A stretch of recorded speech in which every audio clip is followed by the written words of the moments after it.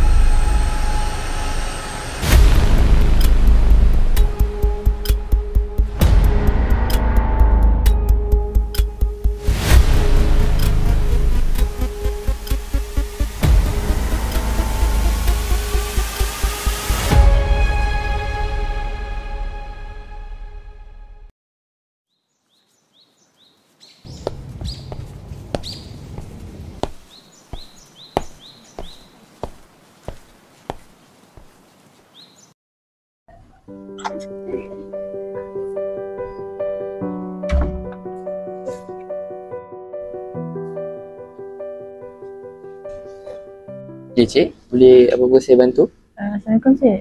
Saya datang ni atas tujuan untuk nak tanya boleh ke saya untuk mohon permohonan bantuan sara hidup ni. Sebab sekarang ni saya tengah ada masalah kewangan Cik. Oh, sara hidup. Untuk sekarang ni kita boleh kita ada buat permohonan. Tapi Cik ada surat apa-apa ke? Memberi saya sebagai rujukan? Ada Cik. Ada Cik. Boleh Cik tengok dulu ni lah surat permohonan saya.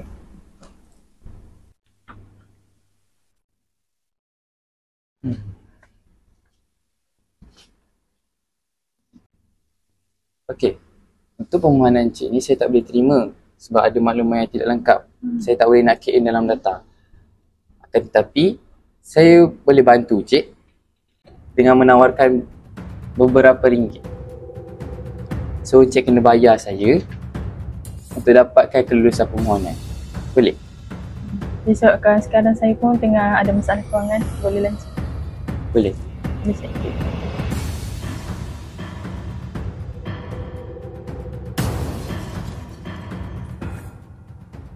Cik, jadi saya rasa nanti apa-apa pihak kami akan kontak balik Cik. So Cik boleh tunggu je lah. Ada apa-apa kami kontak balik, okey? Baik Cik.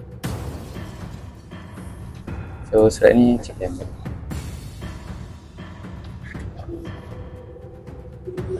Assalamualaikum Puan. Waalaikumsalam. Saya datang nak buat aduan tentang jenayah rasuah.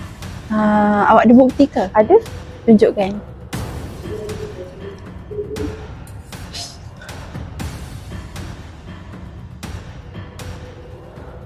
Terima kasih atas laporannya. Sama-sama. Catat dalam laporan tu.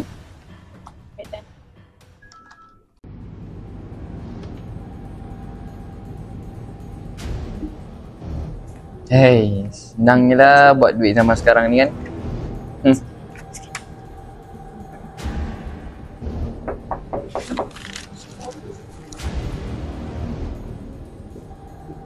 Ya, sila masuk. Ya Puan, ada apa saya boleh bantu?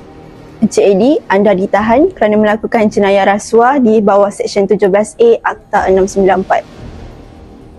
Ada bukti Puan? Ada.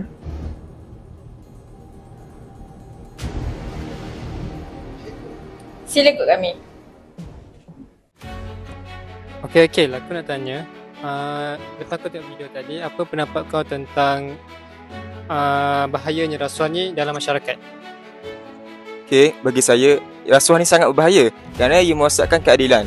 Orang yang tidak layak sesuatu boleh dapat sesuatu dengan hanya beri rasuah. Lama-kelamaan, masyarakat akan hilang kepercayaan kepada sistem. Kalau rasuah ni dibiarkan, ia akan merosakkan generasi yang akan datang. Okey. Aku nak tanya soalan yang kedua. Apakah satu langkah terbaik untuk membanteras jenayah dekat negara? Bagi saya, satu langkah yang terbaik ialah mendidik masyarakat sejak awal, terutama generasi muda. Kalau kita dari kecil dibiasakan dengan nilai amanah atau integriti, bila dia besar nanti, dia akan biasakan diri dengan menolak rasuah. Okey, terima kasih kerana bagi pendapat yang baik. Okey, baiklah. Berdasarkan video lakonan tadi, apakah pandangan anda terhadap amalan rasuah? Saya rasa rasuah ni ialah salah satu penyakit yang boleh merebak ke merata tempat. Contohnya macam sekolah ke, pejabat ke ataupun mahkamah. Contohnya macam sekarang banyak kes yang dia orang yang susah bila buat salah, tapi hukuman tu kalau orang kaya terlepas, orang yang miskin kena hukum. Lepas tu benda ni macam dah jadi salah satu penyakit lah dalam kalangan masyarakat kita.